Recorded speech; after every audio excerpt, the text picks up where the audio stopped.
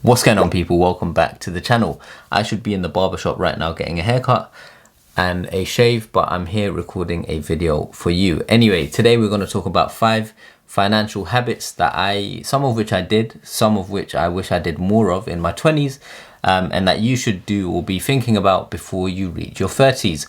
I'm 30 years old, believe it or not. I turned 31 in January, so in about 3 or 4 months. And so today that's what we're going to do. So without any further ado, let's get straight into it. All right, first things first. Number 1, if you're in university, you want to prioritize paying off your student debt as soon as you graduate. So I know it's easier said than done. If you're a UK student and you're not paying it off the bat, if you take out student finance or a loan, you're going to pay 9k a year. When I was in university, it was just £3,000 a year plus interest. So when I graduated, it was like 369. It came to about £11,000. And my priority after uni was to just pay that off as soon as possible. Obviously, I entered the world of finance and banking, so I was earning good money. And every January you get a bonus. So what I did personally was, a big chunk of my bonus, I used it each year to pay off a lot of my student debt. So then by the time 2 or 3 years into, my full-time role, I was debt-free. I paid off my student loans. I know people who are still paying it off now. If you don't prioritize it, it will be following you around for a very long time. And for me, I just don't like having, certain debts are good, certain debts are bad. Student loan debt, I just wanted to get it off my shoulder ASAP. So I thought, all right, I'm going to get bonus. I'm going to use that, pay off the student debt. And then it's kind of like, your shackles are broken. You're free from having to pay student finance. If you're in a fortunate position where you don't need to take out a loan and you can afford to pay your finances for your degree, then great. If you're not, I would say once you start earning a salary, in the UK, for example, you don't need to pay back your student debt until you earn over a certain amount. I think it's like £21,000 or something like that. Even then, once you do start earning, it's tempting to just, think like, okay, I'll pay a bit off each month. But when you've got, some money left over at the end of the month, or you come across a bonus or you get lots of money for some reason, I would encourage you to pay off your student debt, because the interest will accrue and it's just going to build, and you just want to get rid of that one debt as soon as you can. So financial habit tip number 1 is focus on paying off your student debt as soon as possible. It's a good idea to kind of set goals. So you might say, all right, I'm 20, I'm going to graduate at 21.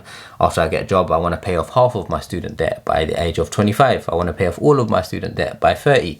Whatever it might be for you, it's going to be different for everyone. If you set these milestones, it gives you something to work towards. And additionally, it keeps it front of mind. Whenever you get your salary, this much is going to be deducted automatically towards your student loans. But on top of that, you might want to put an extra £100 or £200 to pay off that debt. All right, next, number 2, between your 20s and 30s, you want to maximize the cushion you have. So what I mean by that is you want to save as much money as you can. And you can do that using one simple trick, and that is called staying at home. Personally, I never understand why people are so desperate to run away from home and get out of the household. I don't know, maybe it's because I'm from an Asian background. People, it's normal for big families to stay at home, and then obviously when you get married, you might move out, or when you get older, right? But as a student in your 20s, in your early 20s, at least until you're like 25, why would you not stay at home? For me, I'm in London, right? So it's different. It's easy for me to say, yeah, stay at home if you are not in London. However, the 3 biggest expenses for you, whether you're a student or a full-time employee, whatever your situation, 3 biggest expenses are going to be rent, food, and travel. Now, if you stay at home, you save on rent, or you pay no rent.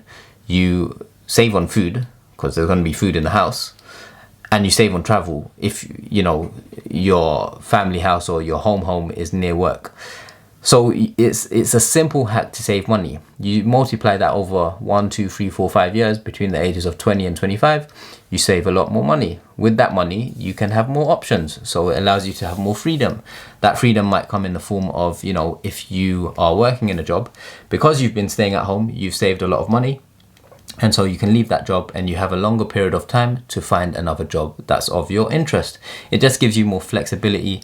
It gives you a safety net. It gives you a cushion. So staying at home, don't think like, oh, if I stay at home, I'm an adult now, I need to move out. Yes, you've got your whole life ahead of you to move out and, be an adult. But when you're a student, when you can, try and stay at home, save some money until you find your feet and you're in a job that you're like, okay, this is me now. I'm in my career, I'm in my chosen career. I'm gonna build my path here. Until you're there and you're comfortable with your earnings and the rest of your life situations, then stay at home. There's no harm in doing that. Also, for me, one of the big reasons I stayed at home also was, one, it was close to work, but two, all my friends, family, everyone was near me. I didn't need to move out. I didn't need to move far. So home was convenient. Do what's convenient for you. But in terms of financial habits, staying at home saves you a lot of money. So you want to watch, in your first 5-10 years of your career, you want to watch your spending, you want to watch your pockets. If you manage your money, your finances, your income well in your 20s, you set yourself up for a good 30s. And then as you get older, in your 30s, you start earning more, right? And so you can spend more. You can be a bit more frivolous. You can do more exciting things. Now, I'm not saying don't do that in your 20s. I'm just saying be sensible. You don't want to go to work in your 20s, earn X thousand pounds a month, have that come into your account and spend it all, and then next month you have zero. The last thing you want to do is live paycheck to paycheck. So yeah, stay at home if you can. All right, financial habit number 3. This one I wish I did earlier, and it's starting to invest at an earlier age. If I go back in time 10 years ago when I was 20 years old, it wasn't as accessible to invest into the financial markets. So if you wanted to buy an ETF, for example, an exchange traded fund, a basket of different companies basically, if you wanted to invest in that, it wasn't as easy, or it seemed a bit more complex. Nowadays there's so many platforms. One of those platforms is Invest Engine, who are also sponsoring this video. Invest Engine brings unbeatable value and innovation to your investing. No buying and selling fees for 250 plus exchange traded funds from iShares or Vanguard and other leading brands. They've got powerful tools for automating, diversifying and analyzing your investment portfolio, all of which you need to grow your wealth. So for those of you that don't know, Invest Engine is an ETF investment platform. They do commission-free ETF investing, and here are some of the reasons why you should consider them by hitting the link in the video description below. 1, they provide unbeatable value. That means no buying and selling fees, no platform charges, and no ISA charges. 2, they've got choice of hundreds of ETFs. That means low cost, diversified index tracking of markets, bonds, and commodities. 3, they provide actionable insights. That means you can know exactly which companies,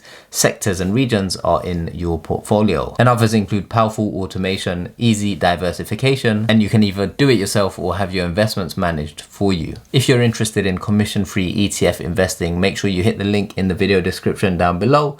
Now let's get back to the video. All right, point number 4, don't waste money on stupid things. Easier said than done. So what I mean by stupid things, oftentimes when you're in your 20s, you want to buy, designer clothes, you want to buy Gucci, you want to buy this, you want to buy that, you want to buy things, most of the time, materialistic things to impress other people.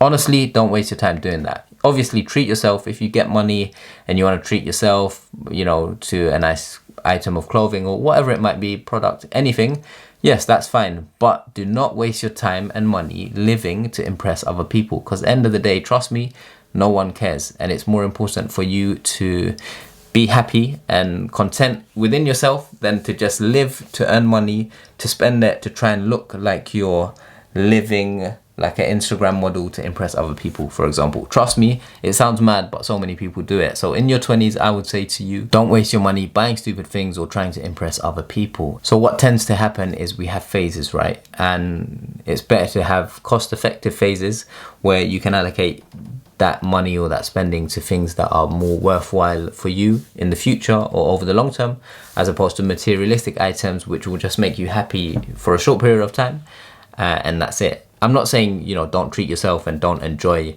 your hard work and spend accordingly. Treat yourself, spend on nice things, do all of that, but don't overdo it, because when you overdo it, naturally you're gonna get sick of it anyway. It will lose its value. And spending on nice things or stupid things, whatever you want to call it, once in a while is fine. But in your 20s, just be mindful, don't overdo it. Tip number 5, the last tip, and I could go on and on because there's so many other ones that I want to mention. Like, don't jump on too many subscriptions. You don't need a subscription to 10 different platforms if they all do the same thing. You don't need, what else, what other ones? Try and find the best phone contracts that are in line with how much data you use. All these basic things that actually add up. Don't waste Don't go Starbucks every single day and buy a $5 coffee, because that's $35 on a coffee a week. And then in a month, that's what, $140 plus on coffee a month. Times that by a year, that's what, 140 times 12, that's over 1.4k, $1,500 on coffee. You're better off just using that money and buying a nice coffee machine. Then you can have all the coffee you want at home in the comfort of your living room. And there's so many other tips, but the fifth tip I want to focus on, and it's a financial habit because it's an indirect financial habit, but the tip is, in your 20s, learn a skill outside or non-related to your career. So what I mean by that is, let's take my situation. When I was 20, I was studying economics and finance. My route was to go into the world of banking and finance, right? One skill, I did this in, when I turned about 24, 25, so late in my 20s, mid 20s, was this, YouTube, learning to speak in front of a camera. But to be fair, before I did that, throughout university and before university actually, college and all of that, I did a lot of public speaking. So that was a skill that I developed. One skill that is not exactly related to your career. So in hindsight, a different skill I might have learned would be, on the side, would be software engineering, learning to build websites, although I can do that now. Pick a skill that you enjoy doing outside of your career. Now, I'm not talking about a hobby. So a hobby for me is playing football, going to the gym. These things are useful, but they're hobbies. I'm talking about a skill. When I say a skill, it has to be something that, basically the point I'm getting at is, if you pick a skill like YouTube, for example, or public speaking, or teaching people to learn something, or computer science, building websites, how to run a business, how to start Shopify, how to do affiliate marketing, how to do paid ads, whatever skill it might be, if you do that on the side of your career between the ages of 20 and 30, that's 10 years. 10 years is enough time to become an expert in anything, right? So you will have your career in your 20s, and then on the side, you'll have this skill. If you learn a skill over those 10 years, you'll become really good at it. By the time you're 30, you're going to be better at that skill than most people that are younger than you and most people that are older than you. And then you can leverage that skill, whether it's to make a second income, whether it's to leave your full-time job and do the skill full-time, whether it's to reduce the number of hours you work and increase the amount of time you spend on the skill because you enjoy it more. Whatever it might be, because it's always good to have an option, right? The more options we have, the easier kind of life becomes. See it as a game. You don't want to lock yourself into one thing, because if that thing don't work out, what are you going to do? You kind of fall flat on your face and then you have no options. That's why from 20 to 30, you want to try and build as many options as you can. There's value in focusing on one thing and being really good at it. But what if you do that for 5, 6, 7 years and then you realize, this is the wrong thing, I'm actually not interested in this. So it's always good to have that second option. So that's where that skill comes in. Find something that you like, something that you're good at, something that has potential to maybe turn into a career one day. Those would be the 5 tips that I would give myself if I was 20. 5 financial habits to learn before my 30s. I hope you enjoyed this video. Thank you for making it to the end. And I will see you in the next video, which will be an industry reaction video. So I'll see you then. Peace.